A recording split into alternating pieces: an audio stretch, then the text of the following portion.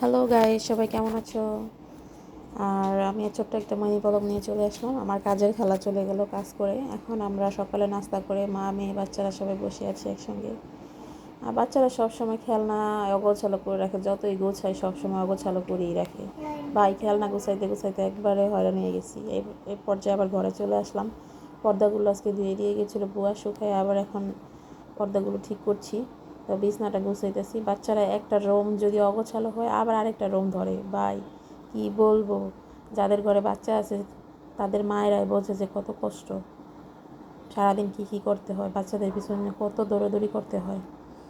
তো এদিকে বিছনাটা গোছাচ্ছি, গুছিয়ে টুছিয়ে এখন আবার চলে যাব রান্নাঘরে। রান্নার জন্য আয়োজন করতেছি, রান্নার প্ল্যান চলছে। তো রান্না করতে চলে গেলাম রান্নাঘরে।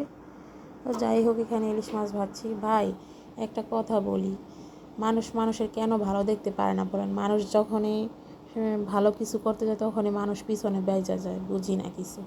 এই যে ইলিশ মাছের ফাইনাল লুকটা ভালোভাবে দেখাতে পারিনি রান্না করে। এখন পাতাকপি রান্না করব। পাতাকপি ভীষণ পছন্দ আমার। আমরা মুন্সিগঞ্জের মানুষ। পাতাকপি ভাজি, পাতাকপি মাছ দিয়ে রান্না করি। পাতাকপি অনেক কিছু দিয়ে রান্না করা যায়, ঠিক আছে। পাতাকপি আজকে আমি বড় কাতলা মাছের মাথা দিয়ে পাতাকপিটা ভাজি করলাম। পাতাকপিটা কিন্তু অনেক স্বাদ এভাবে রান্না করলে। আপনারা খেয়ে দেখতে পারেন রান্না করে এভাবে।